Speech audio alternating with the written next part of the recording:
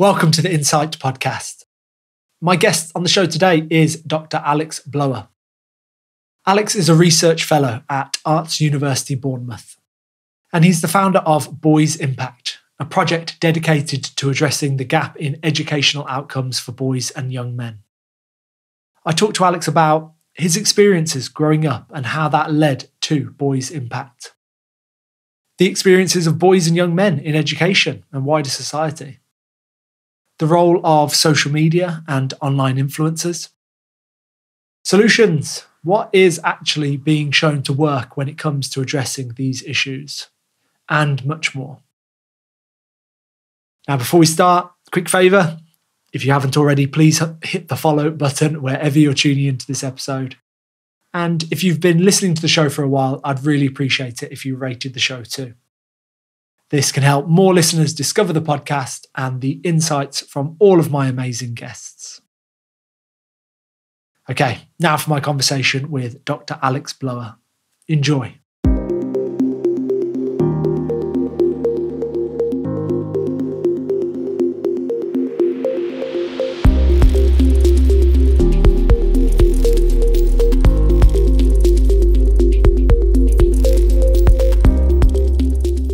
So what is Boys Impact and why did you set it up, Alex? So Boys Impact is a national network of people that work in education, whether that's teachers, researchers, people that work in policy or for charities and third sector organisations. And it's a group that are dedicated to closing the gap in educational outcomes for young men that are eligible for free school meals. So that might be secondary in kind of Key Stage 4, GCSE level, but it could also be kind of primary, looking at Key Stage 2, or even before. It's been going kind of formally since about 2023, but kind of the activity nationally started a few years before that, so just coming out of COVID really. It's something that I'm interested in professionally. My doctoral research was all about education and inequality, the experiences of working class young men who are in the Black Country in the West Midlands and how they negotiated their expectations for the future in education and work. Of course, alongside the attainment piece, we also see kind of Manosphere and Andrew Tate and, some of those really toxic messages and influences that young men might be accessing in a way that perhaps they didn't do before historically. Personally, I'm a young man who got excluded from school, who missed a lot of school with quite significant mental health challenges due to things that were going on with the family. When I got expelled from school, I moved from a working class school in a working class town to a school that was about 6 miles down the road that was very, very middle class, where instead of wearing a jumper to school, I had to wear a blazer and a tie, and I legged it home off the bus so no one from around my area would see what I was wearing. Get the piss taken out of me for it. But that change in environment, I went from a kind of subculture amongst the young men at the school where if you put your hand up in class to answer a question or you appeared too engaged in education, you'd put yourself at risk of kind of psychological or emotional harm that might come as a result of deviating from what was expected, to this new school where you could still have like this masculine status and still be this cool kid, but at the same time be educationally engaged. And I think the difference in that environment, Mum always says, Alex, the best thing that ever happened to you was getting kicked out of school, because actually I'd moved to this new cultural, social environment that gave me legitimacy to appear like I was interested in some of the lessons. Don't get me wrong, I was still a pain for a lot of the teachers, but actually I was given the space to really engage in like conversations about sociology or history, or to develop skills to cleverly argue with a teacher that would still annoy them but not get me in trouble. And all of those things. So I eventually made it to university, started working as after I finished in a hostel for homeless young people, then a university, and I was looking at the data because I was in a university outreach team around participation rates in higher education. So the amount of young people that from particular postcode areas that go on to study. I typed in my home postcode and it was around 18%. I typed in the postcode of the school that I moved to and it was about 64%. So Mum was right, because I'd moved schools, statistically I was over 3 times more likely to go to university. And I got really angry because I've got mates with more talent in their little finger than I've got in my whole body, who would just never receive those opportunities, who never had the access to those resources, who were never in spaces where they could engage educationally if they were really interested and not feel like they had to hide it, or do things because they really, really wanted to rather than they felt like they should do because there was unwritten codes and expectations around what they should be doing in the future, So that's a very, very long answer that I've given, and I appreciate that, but that is all the why, that is all behind Boys Impact, the network, what it is and what we do, because I want the children of those mates from my hometown to not experience those challenges in the same way. Yeah, no, and it's great to hear that story. And some of these projects that are out there doing amazing things, it's because of a story like that, isn't it? It's because of the experiences maybe that we went through childhood and those injustices that we're wanting to address. Do you see then, are there similarities and differences between what you experienced and what you are seeing boys go through now? Is there still a bit of a lag of, in some places, that's one of the reasons why there's this attainment gap, is it's just not that cool to be seen to be working hard and answering the questions. So is that part of it? Is it a lack of role models? Are there some new challenges that have arisen relating to education and boys? Yeah, well, I think it's quite easy first to recognise the difference. When I was going to school in the late 90s or in high school in the early 2000s, the internet made a funny noise whilst it was dialing up to connect to it. I went and engaged with friends maybe on MSN chat in my later teens, but there certainly wasn't that connectedness and connectivity and kind of social media around in the same way. And it was 20 odd years ago now. So of course, there's a lot that has changed significantly in that time.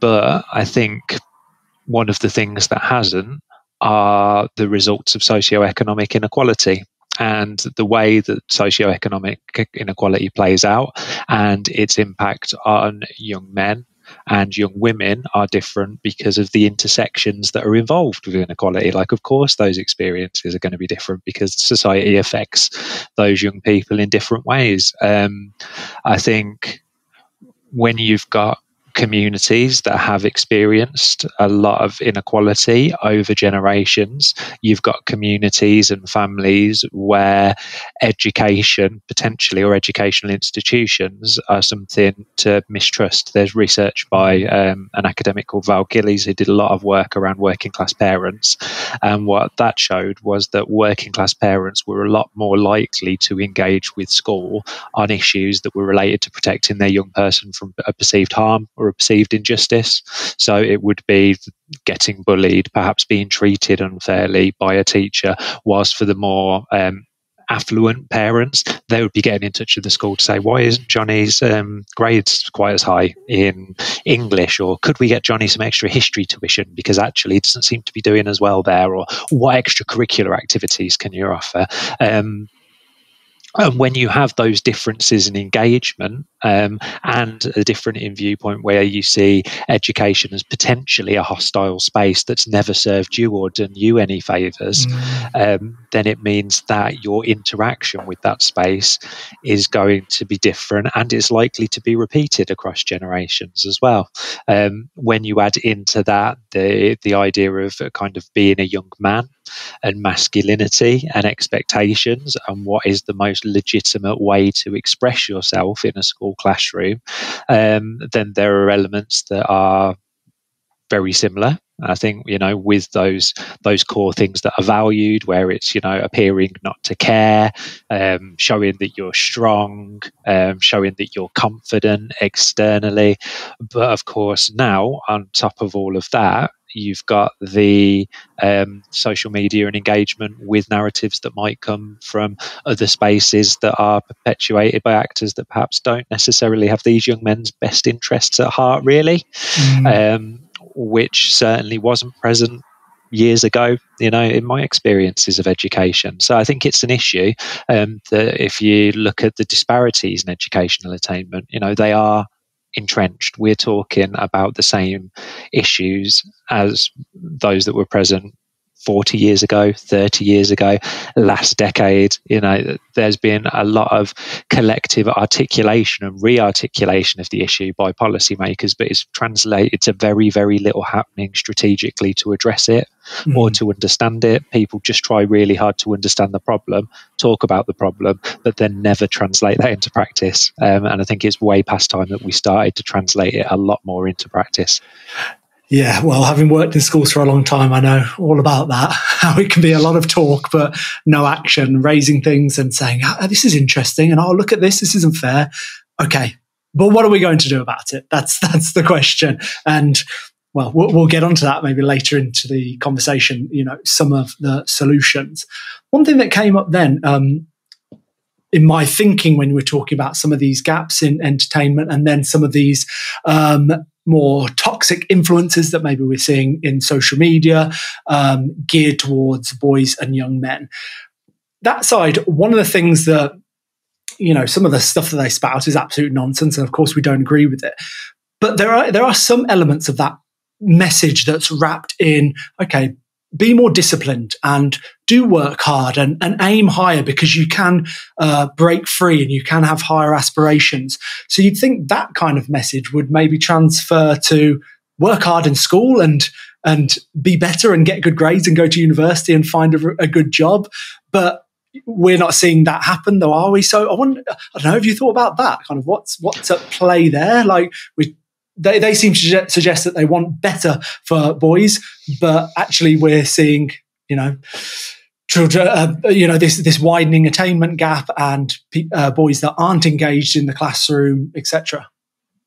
Yeah, so I think alongside that subtext within the kind of Tate narratives or the manosphere is this idea that you have to work against a system that's out to sap your power. Right, so they will talk about maybe formal educational establishments or these settings being part of the matrix. And actually, if you raise any of these types of narratives, it's likely that the teachers will try and shut you down because they're part of the matrix. Therefore, when teachers or educators in the classroom, who've been told to shut down these conversations, the perception by young men is, well, of course you're going to say that because this is just proving all of the stuff that I've engaged with absolutely correct. So whilst the idea of money and power might be a really strong draw and something that's advertised by the individuals that might be communicating these messages, it's not necessarily accrued through engagement in formal education, progression into the higher education and entry into a middle class career. Actually, it's doing something different. It's being part of the Hustlers University or whatever it is that Tate calls it. But one of the real challenges, I think, that young men face that is very much aligned to this, and it's something that we kind of speak about a little bit but don't really get to grips with, is how significantly society and the world around these young men and their parents potentially, has changed in the last 20 years or so.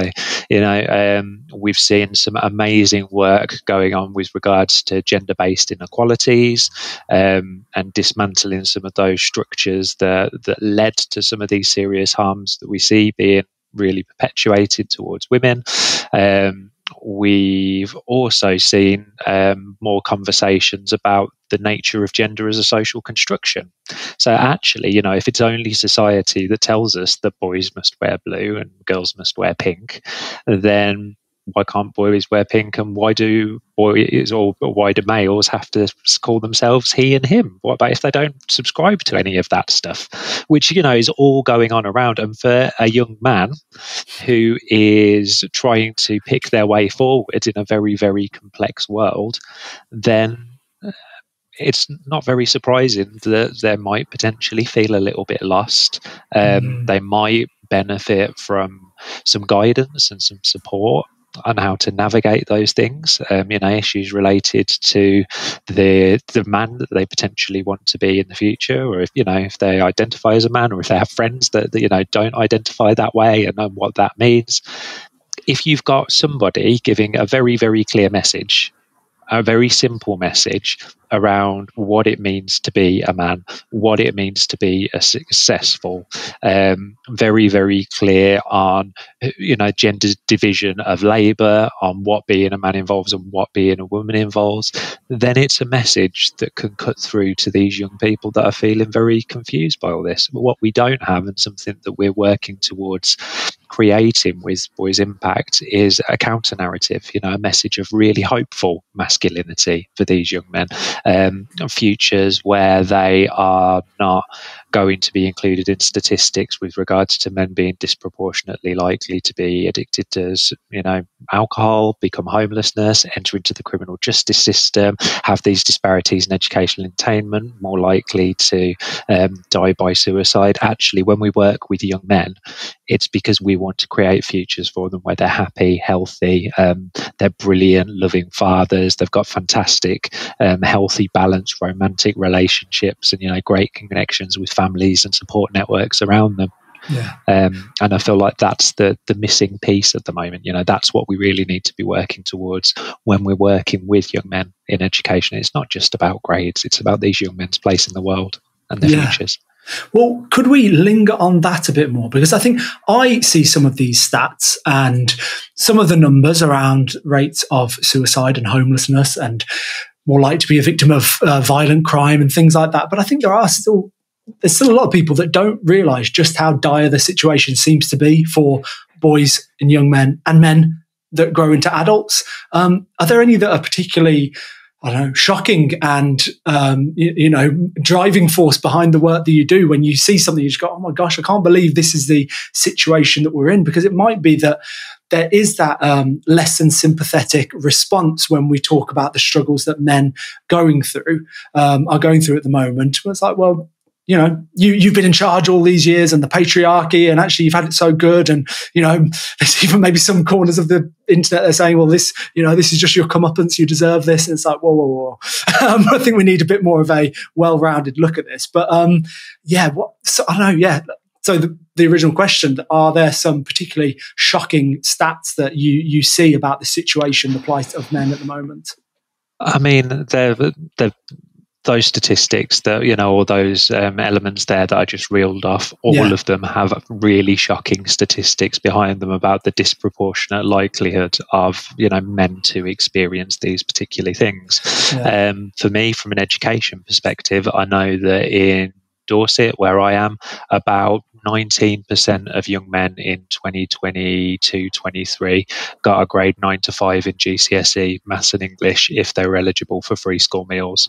So basically that means for all of the young men who are eligible for free school meals across Dorset, only 2 in 10 of them will get the GCSEs that they might require in order to frame progression onto level 3 qualifications or the next steps educationally as something that's possible, as an expectation. If they don't get that, then the door slams shut. So what we're saying is basically, with how things are at the moment, we are slamming that door shut on 8 out of 10 young men who are eligible for free school meals, and we have been doing it for decades. That is absolutely horrendous.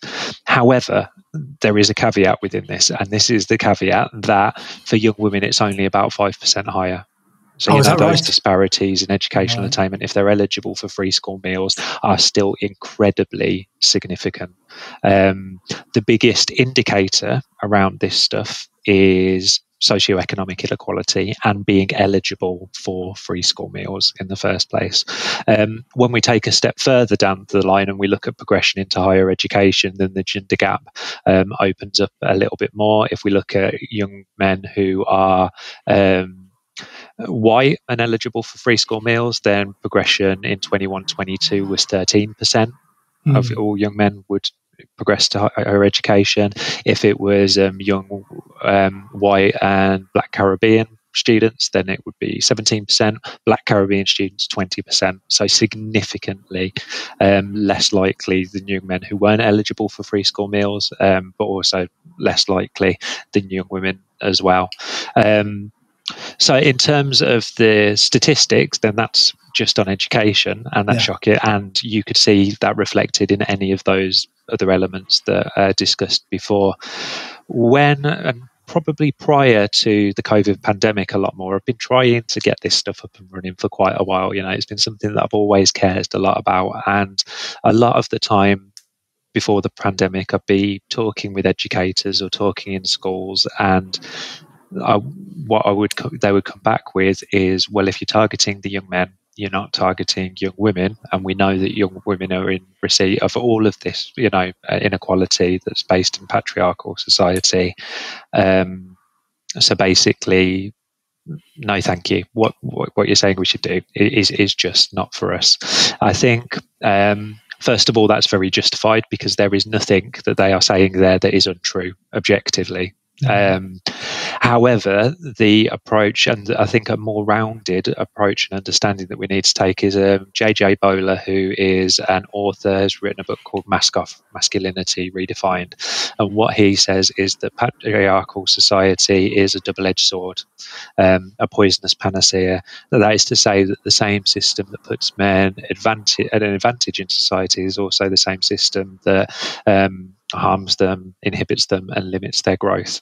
And what J.J. Bowler is saying about the world and the society that we live in there is that this patriarchal society is a sword that cuts both ways. So on one side of the sword, you've got violence against women and girls, you've got sexual harassment, you've got gender pay gaps, and you've got all of these significant harms that are a result of these societal structures. On the other side of that sword that cuts both ways, for men, you've got all of those stats that we just mentioned in education, suicide, alcohol and addiction, homelessness.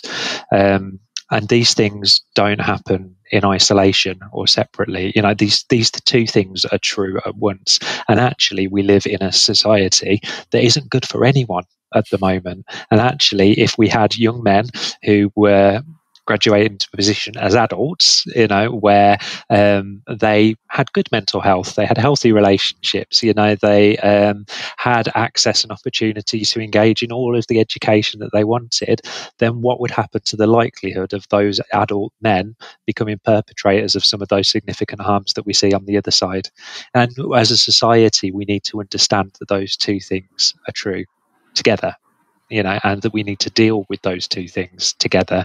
And it plays out, if we look in classrooms, at the way educators engage. So, okay, there's a disparity in educational attainment here, but actually boys, we don't want to do anything with that because we're not doing stuff with girls. But actually, in that same classroom, we've got these young men here who are spouting off a load of misogynistic views and possibly engaging in behaviours that are really problematic, that are to do with their engagement with social media and online. Okay, so we'll work with the young men to tackle that, but we won't work with the young men because of the disparities in educational attainment.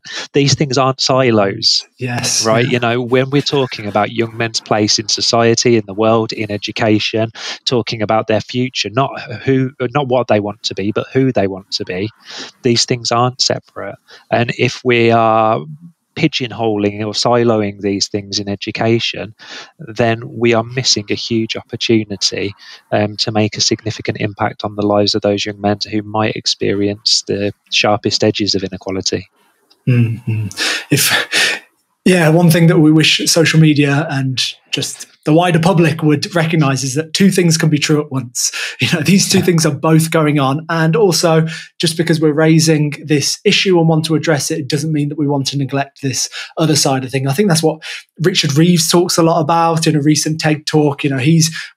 doing work to address this over in the US, and he's saying, but look, this doesn't mean that I think that we shouldn't be still addressing the inequalities that women face getting into the STEM sector and things like that. Like, yeah, we're still working on that, but there is this other huge segment of society that we want to address as well.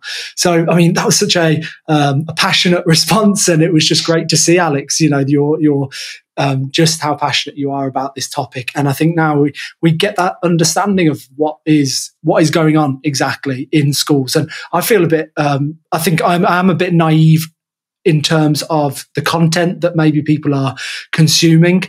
You know, I've seen the little clips and some little bits, and I've watched the documentary on BBC, so I've got some understanding of it, but not as much. And I do sometimes wonder, what it's like for secondary school teachers. What are they overhearing in the classroom that boys are saying and stuff? I mean, do you get a sense of that? Like, is this a real thing that boys are coming out with this misogynistic attitude and language and talking down to female teachers, other pupils, things? Yeah, absolutely. We've got a large-scale teacher survey out at the moment.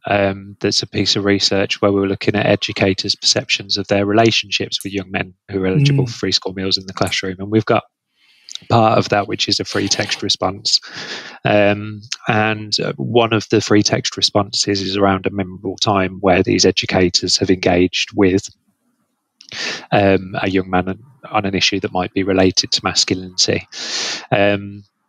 Within that, we've had over 300 responses and written kind of submissions to that text box. And I ran a quick text search today, and this, is very loose because we're still very early stages.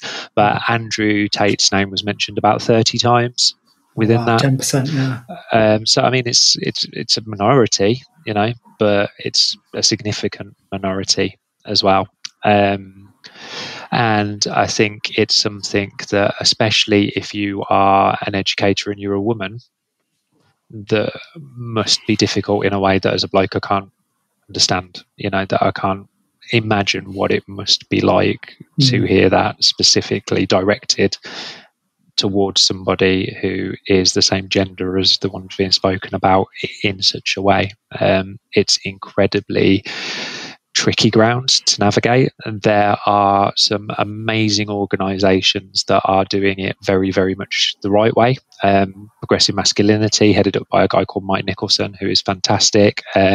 Boys to Men as well, that works with primary schools. Richard Pomfret is doing some amazing work as well. One of the important things is, like we said before, if you're shutting it down, what you are doing is playing into the narrative almost. It's what is expected to happen.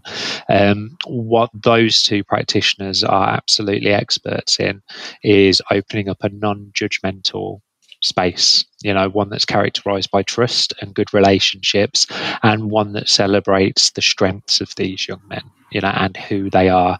There's an awful lot of organizations, and I won't name any specifically, but that are set up that seem to be going in education and treating groups of young men as perpetrators in waiting. If you are a young man who has experienced significant trauma, significant socioeconomic inequality, and challenges outside of the school gate, and maybe marginalisation in education as well, being excluded from mainstream education, to then be sat in a room with a facilitator whose past experiences may in no way reflect your own in terms of that inequality, and then be told that you're a problem and that you're problematic, is something that is the complete, in terms of the objective, it achieves the complete opposite. And it's the antithesis of what we want to be fostering amongst these young people. There is a group of researchers on Northern Ireland who've been working on this type of stuff for about the last 2 decades, called Taking Boys Seriously,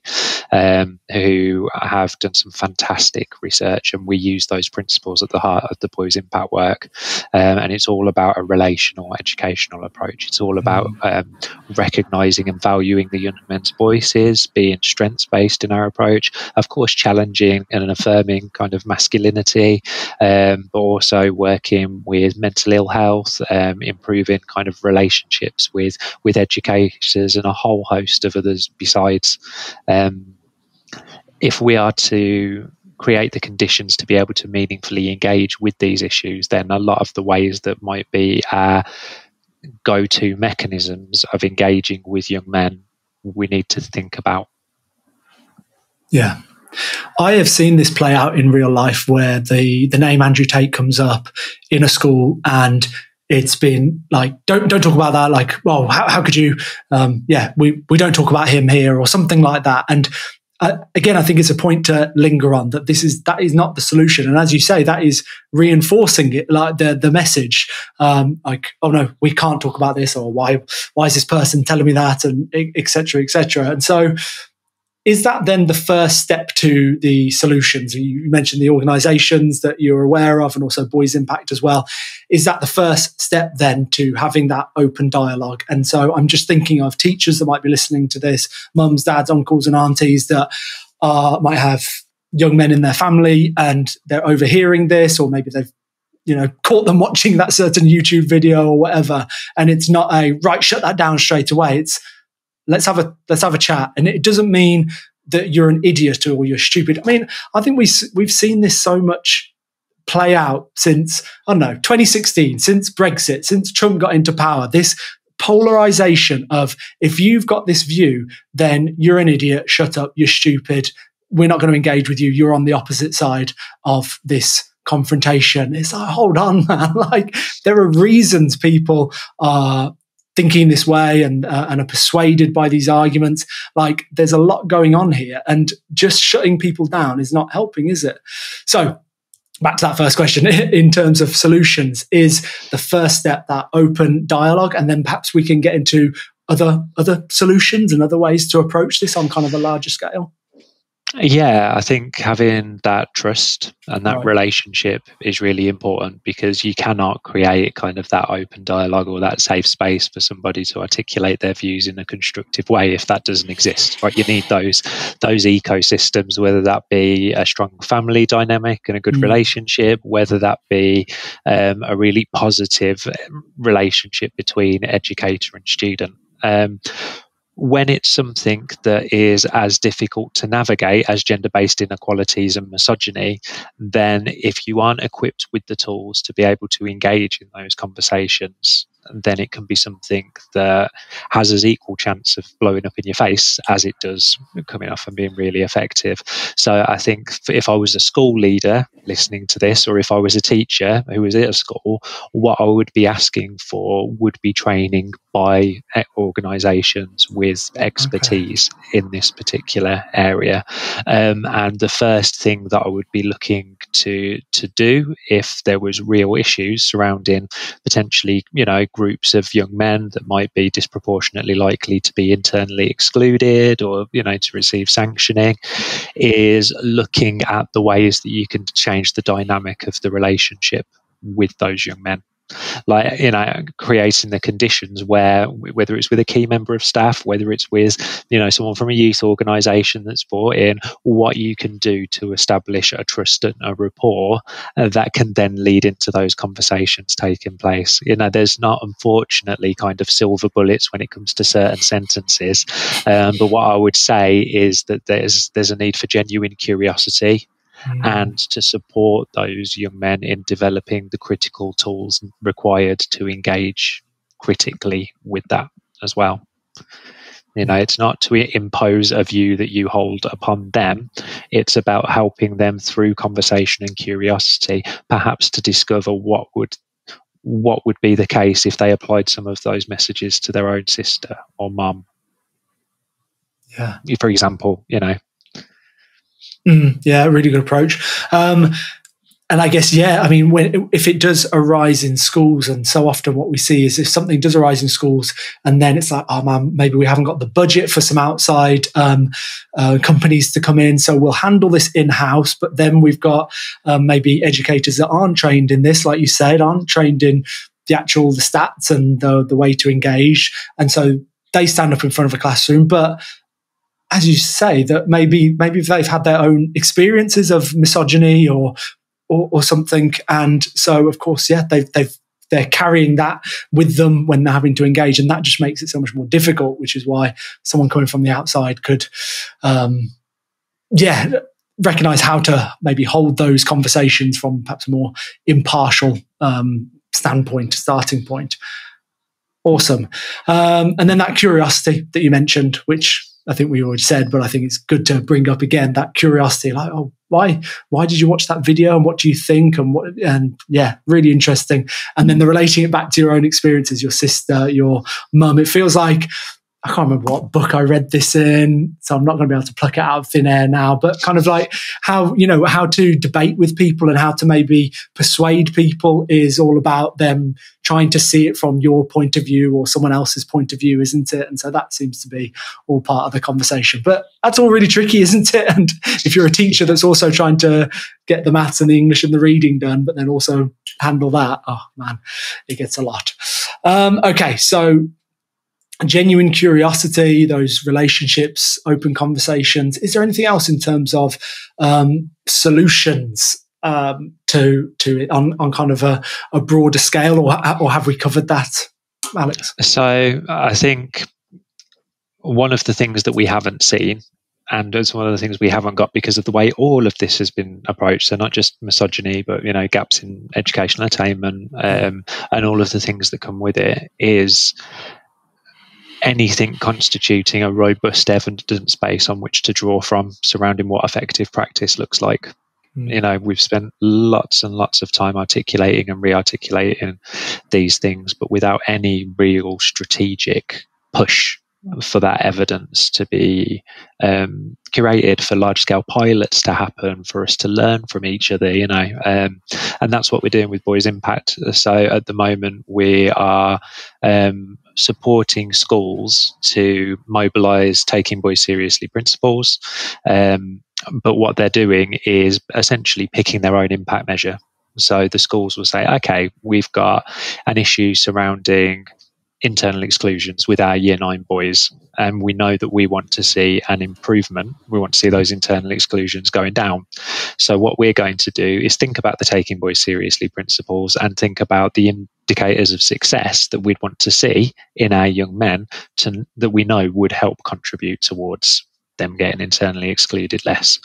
Once we've picked out our principles and we've got our impact measure, then what we'll do is think about the activity that we're going to conduct. Like, how can we achieve that with the young men?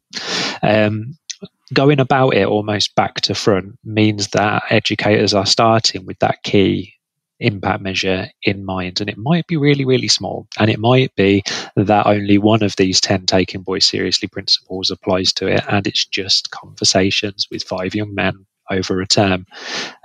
And that's absolutely fine. But if we go through this process that we call theory of change and we design these programs robustly, it means that we've got a very clear sense of the why and the how that surrounds all of activities and what we're going to look for to evaluate its success, because we know what we want the young men to be able to demonstrate or articulate, and we know that hard impact measure that we're looking to address as well.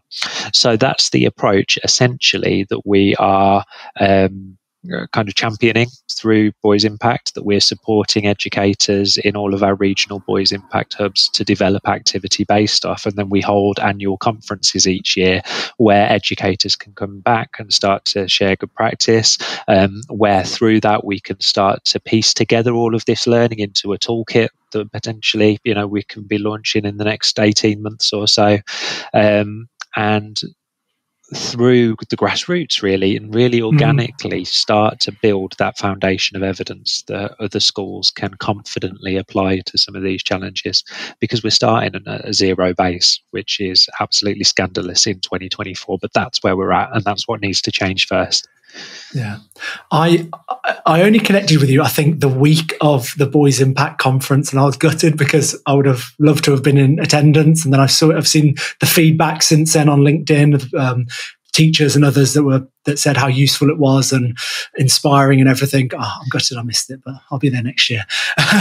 When you talked about the what was it? Boys something principles, Taking Boys Seriously principles. Is that right? So what's that about?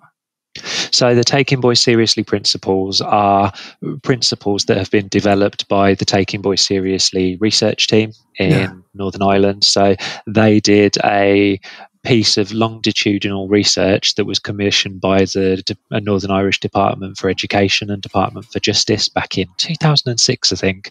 That was a long-term study for them to understand what was going on with regards to marginalised young men in a Northern Irish context that, of course, experience all of these socio-economic challenges, but on top of that, they've got the troubles and they've got, peace building. So this was originally funded through some of the peace dividend they received, I think, and alongside all of those kind of masculine issues that you've got in England, you've also, in Northern Ireland, got the risk of recruitment into paramilitary organisations kind of added in on top of that.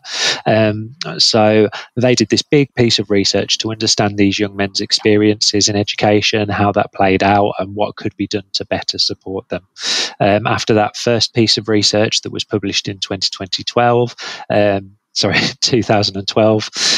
they then did a subsequent research, and they've engaged with about 1,000 young men in about 40 different educational institutions during that time, run multiple pilot projects. And what they did was took together all of that learning from the focus groups and surveys that they did, and developed these 10 principles of relational education. And alongside these 10 principles of relational education, that constitute equitable and effective engagement in young men educationally, what they did was assigned each with indicators of success. So if you'd have mobilised that principle effectively, then how could you tell you'd done that? How would you be able to see evidence of that? Taking boys seriously are absolutely incredible. One of the things that they didn't do, kind of in this first phase of the research, was pick that hard measure, though, with the schools. So although they did this amazing work and they developed the principles, what we don't yet have is, okay, what can that tell us about internal exclusion, being asked to leave the classroom, or attendance, or attitude to learning, or attainment. So in collaboration, we work very, very closely with the Taking Boys Seriously team. What we're doing now is mobilising all of that knowledge to pilot and to try and get some of the answers to those questions when it lines up to these impact measures that we might see in formal educational settings. Right. And then also when you say principle, so do we, what is that? Is that like a word? Is that a mantra? Is that an approach? Or am I reading the word principles wrong? Sorry. No, so they're different principles of relational education. Right. So what's an example? So one of them is take a strengths-based approach. Right. So in other words, don't be entering situations as an educator where you are viewing these young men as the problems. Instead, recognise the richness and diversity of their experience. Think about the things that you can celebrate, their likes, their interests, the approach that can help them to recognise how inherently valuable they are. And when Taking Boys Seriously work, one of the things that they do is they operate on a model called appreciative inquiry. It's very, very easy to get locked into these stereotypical conversations about boys being lazy, boys not wanting to read, boys having low aspirations and all of this.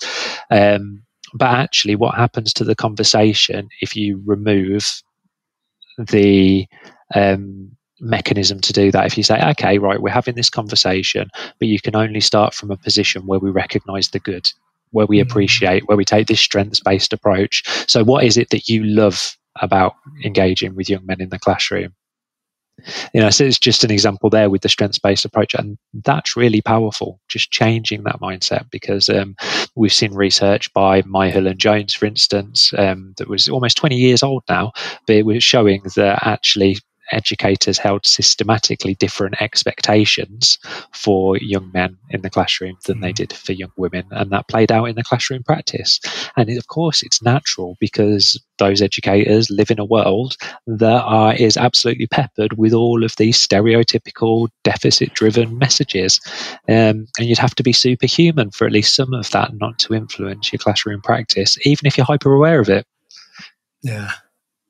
Yeah, I mean, what you said about that boys and men, they have an inherent worth, that kind of just struck a chord, because this is something I think you see come up more and more, that boys and growing into adults that are not they've lost their place in the world, and they're not feeling worthy, and their worth is attached to how much money they earn and the house and how much they can provide and stuff. And I think it's just always a phrase like "you are worthwhile," you're okay as you are, is something that maybe boys aren't told and needs to be said much more often. So it's refreshing to hear that is an approach, a principle that's used. But just so I get my head around it a bit more, can you give me one more example of, like, I'm trying to think what else it might look like and how else we might take a bit of inspiration. There's that strength-based approach, that principle. What else do we see? Yeah. Okay. So principle number 10, and you put me on the spot here because I don't mean. No, you're good. So principle 10 is value the voice of boys. Right. Which is really important. So in the same way as you're taking a strengths-based approach, how are you showing the young men that their voice is valued and valuable within this setting of education? Okay. How are you showing them that the views that they might articulate surrounding their education, surrounding their place in the world, their health, who they are, is valued? Valued and valued.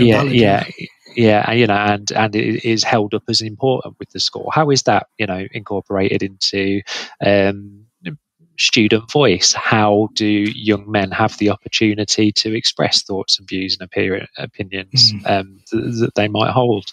And then again, within the Taking Boys Seriously principles, then that principle number 10 will have about 4 or 5 different indicators where it will say young men demonstrate this by, or you can see this in young men by this happening. Right. So for each of those principles, you've got those metrics there, those things behind it that you can use to evaluate whether or not you've successfully implemented that principle with the young men.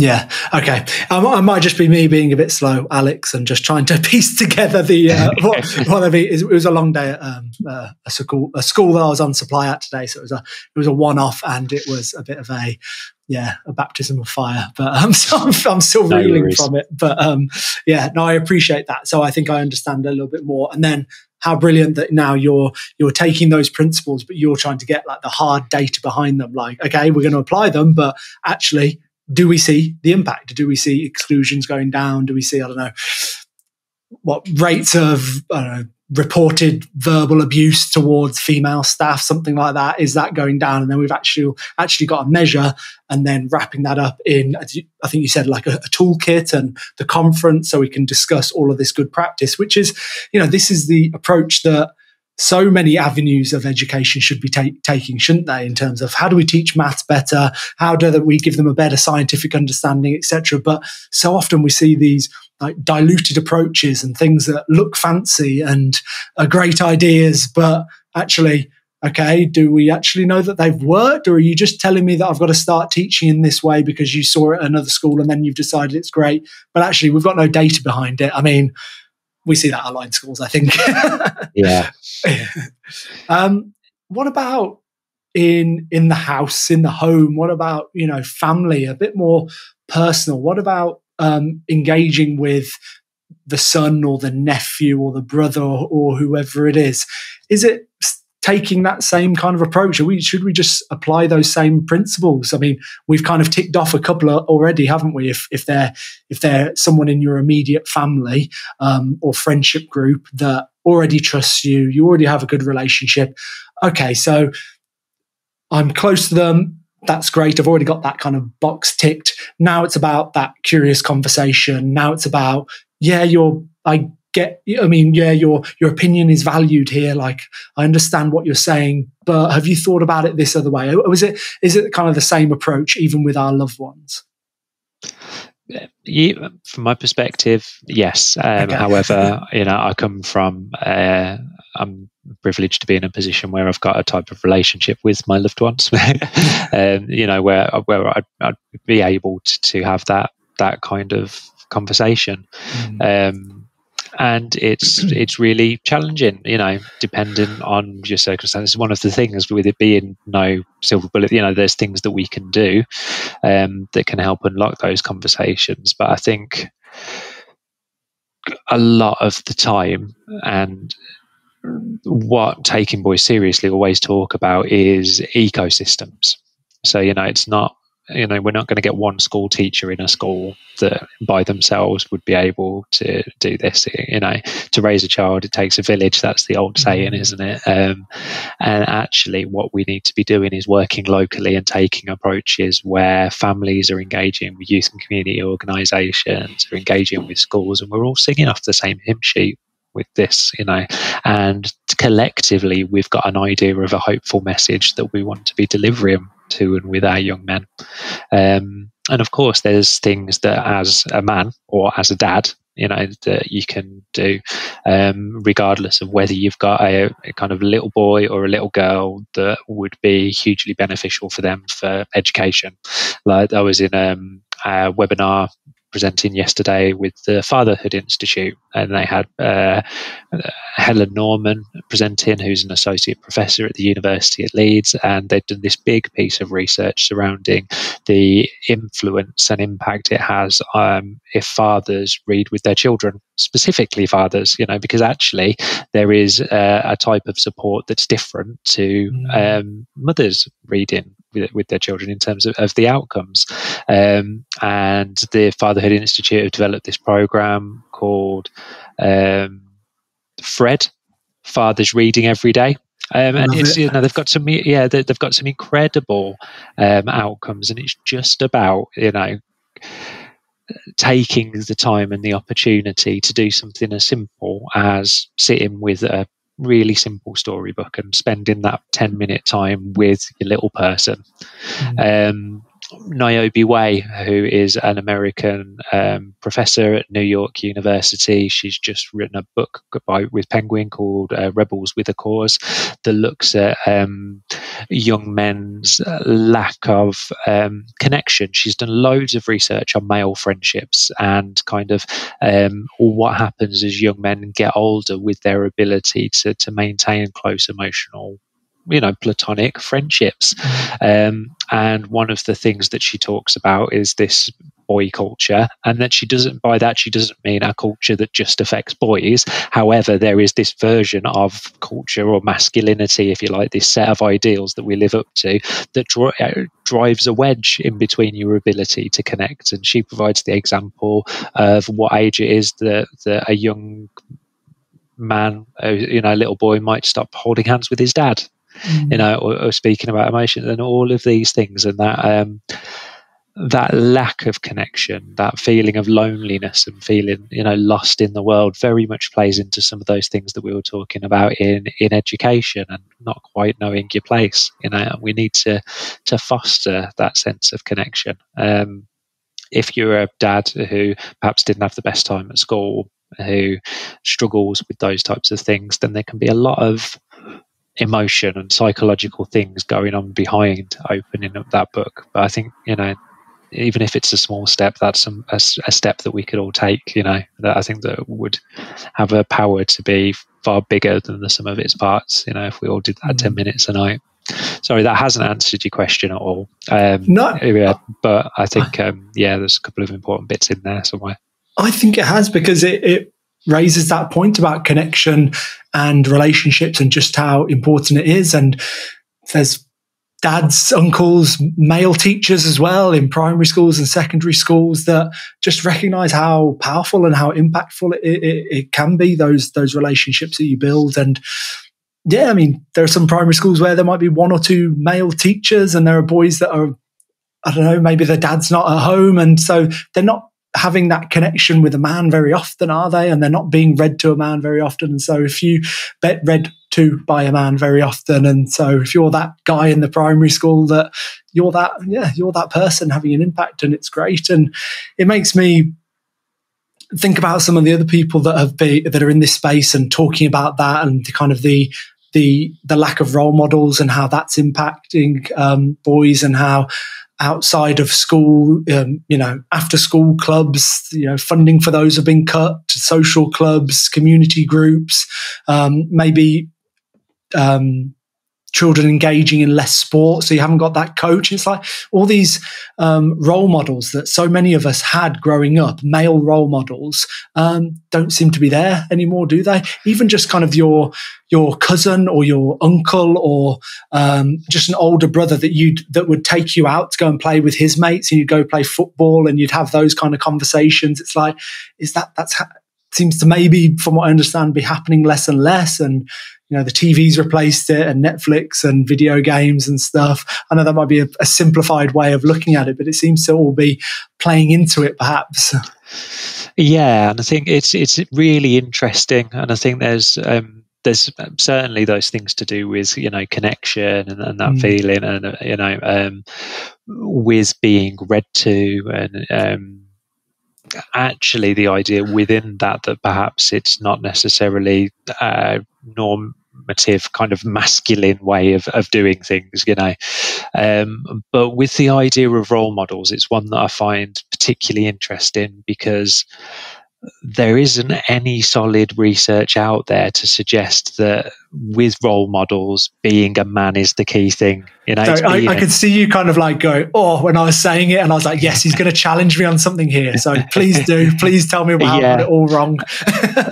No, it's there's no evidence out there to suggest that a male role model is what's required. There's lots of evidence to suggest a really good role model is required, right? And there are other things going on surrounding fathers' engagement, with their children and reading that aren't necessarily the same as the role model conversation. Because if we look at, for instance, the school teachers, there should be more male primary school teachers because there needs to be more male role models, as the single answer as to why we need that balance. Don't get me wrong, we absolutely need a greater gender balance and diversity within workforces that are at the moment female dominated. For me, it's got nothing to do with this idea of male role model where there isn't the evidence to back it up. For me, what it's doing is saying, actually, if we all of a sudden have an influx of 2 million men in careers where the most important skills are care, empathy, compassion, and those are held up and legitimized and celebrated in society as valuable things for men to do, valuable things for them to hold, being just as legitimate as working as, I don't know, a firefighter, whatever it might be, then actually what we're doing is achieving meaningful change culturally as a society. We've had women into STEM for ages, and what happens with that is all of those kind of stereotypically strong man, masculine things. We're now saying, oh no, women need to have all of those as well, because they're the only things that are legitimate. And at no time have we got anything going the other way, which is, no, actually, we need to, really celebrate and value that men can be fantastic nurses and really caring and compassionate. Actually, they can be brilliant early years educators, and they're there to support young people at those crucial early stages of development. So for me, it's less about the idea that it needs to be a role model, more broad. The bigger picture of if we're seeing those traits in more men, then that can only be a good thing for society. Is that what we're saying? Yeah, right. Yeah, absolutely. Okay, love it. Oh, well, Alex, it's been so good talking to you. As I said, someone with such passion for this topic, and it's been interesting to get into a bit of the weeds around some of the stats, some of the causes, and then some of the solutions in terms of these understanding conversations, these building relationships. It's all good stuff, man. I really appreciate your time. Boys Impact, can any school get involved? Can they get in touch with you? What's the situation there? Yeah, absolutely. So all of the information's on boysimpact.com, which is our website. I'm on Twitter, X. My handle's EduDetective on that. At the moment, we've got 9 regional impact hubs set up. So we've got regional chairs that are all working in these different areas of the UK locally to pilot some of these taking boys seriously principles and to drive change. So hopefully, if you get in touch with me, I'll be able to point you towards your nearest one. But if not, we would love people to be setting them up in regions where there aren't any at the moment. So if you are really interested and you want to find out more, just reach out to me on the inquiry form online or get in touch with me on Twitter. That's awesome. Right, before I let you go, I do have 3 quick fire questions I ask every guest, if you're up for them. Yeah, go for it. So the first one is, what's one lesson you wish you'd have been taught when you were a child? It's okay just to be me. I think there was so much that I felt was expected of me being a young man in spaces, to act certain ways, to do certain things that did nothing but damage me psychologically, really, and took me a long time to recover from, and damaged other people in kind of a blast radius as well. You know, I spent a long time as a young person as someone that I didn't particularly like. And actually who I am as a person is someone that is quite sensitive, empathetic, you know, caring for family. And I just wish I've been afforded the opportunity to kind of lean into that a lot earlier. Next one. Is there a habit that you've maybe introduced, or even a habit that you've kicked, that you've got rid of, that's helping you feel happier and healthier? Just moving regularly, exercise. It's just amazing that, you know, I mentioned before, like, I've had a lot of challenges with mental ill health when I was younger. I live with anxiety now. It's something that I take a tablet for every day. It's not going anywhere. But actually engaging in physical exercise, getting those endorphins going, and having that space just to focus on the running or punching a punch bag or whatever it is something that, I think, I mean, it's spoken about, of course, but it's not spoken about enough. I do my fitness for my head, not my body. Mm-hmm. And the last one, if you could give everyone in the world one book, which book would you give them? Oh, that one is really, really tricky. I like my books. I think probably a book called The Will to Change by Bell Hooks.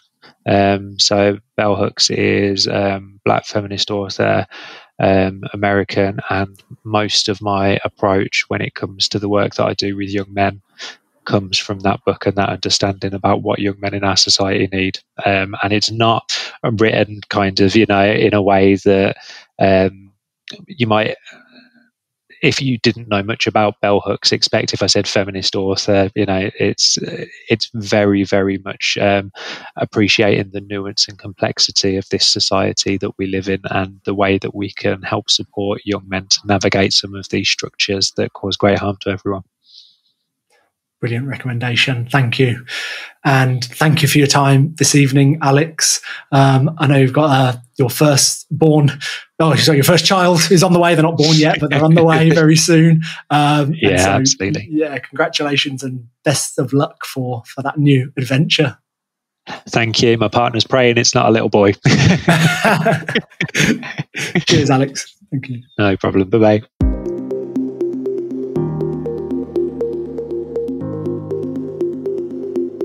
Thank you for tuning in.